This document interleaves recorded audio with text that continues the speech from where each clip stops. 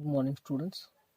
Today we will discuss next chapter, data handling. Already we will discuss in 6th standard. Now we will discuss this chapter in detail. First, we will discuss collection and organization of data. Means we have to collect the data. How we can collect the data and how we can organize the data. Already we know that how to collect the data and how to organize the data. Means if you want to organize the data, you can arrange the data in ascending order or descending order. Like that you can use last year also.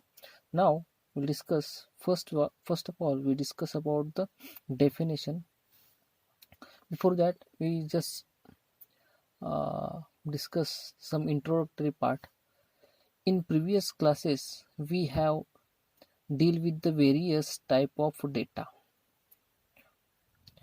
We have learned to collect the data. Means already we learned how to collect the data, tabulate and put in the form of the bar graph, and already we discussed last year how to tabulate the data, how to give the tally mark and all the things we discussed last year also.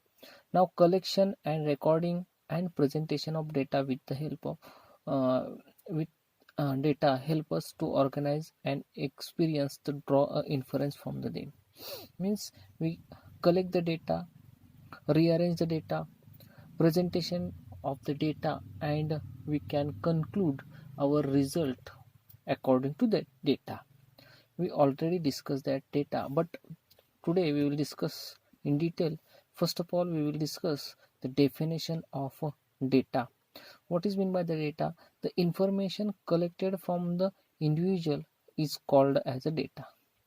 Means we can collect the data from anyone. Okay, that data or that information is nothing but our data. There are two types of data: primary data, secondary data. Okay, like that.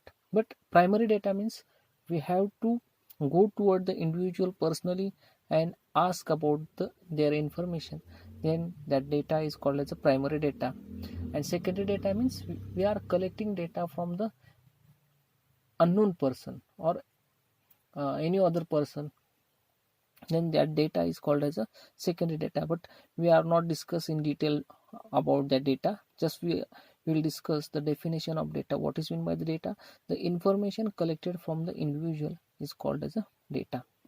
Now we will have to discuss about the next definition, observation. What is meant by the observation?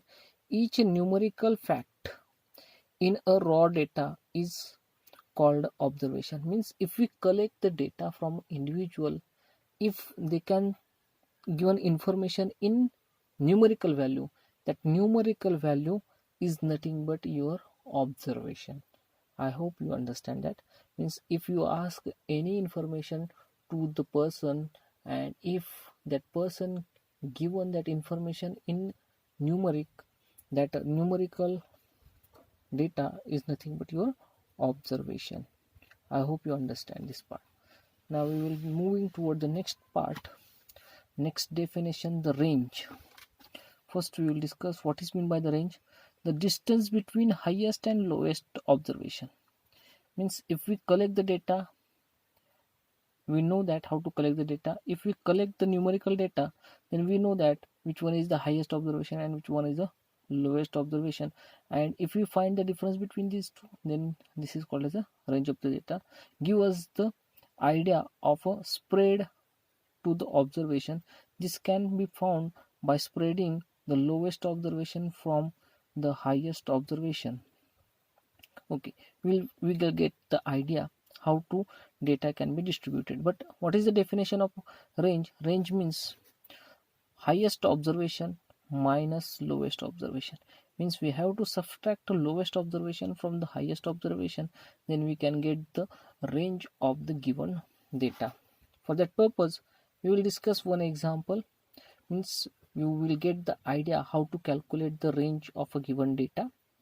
First, one question from your exercise: a cricketer score the following runs in 8 innings.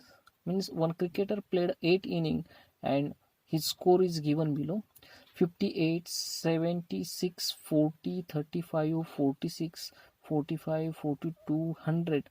Find the range of the score, and we have to find the range.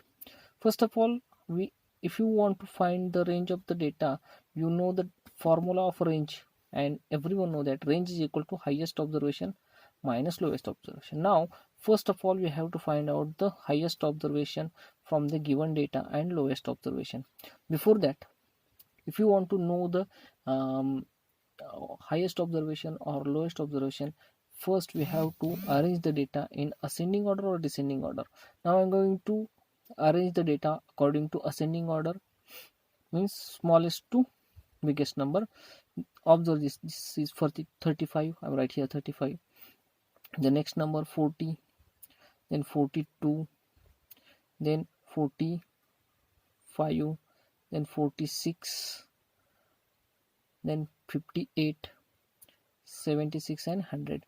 These are the eight innings played by the cricketer. Okay, I hope you understand. Now we have to find out the highest observation. If you look at this data, this is the highest observation. Highest observation is equal to 100, and this is your lowest observation is equal to 35. Now if you want to find the range of the data, just write the formula: range is equal to highest observation minus lowest observation. Now we have to find out the range. Now write the highest observation: 100 minus 35. If you subtract 35 from the 100, we get the 65. Then we can say that range of data or range of the score is equal to 65. I hope you understand this part. If you are getting problem regarding, just call me back. Have a nice day.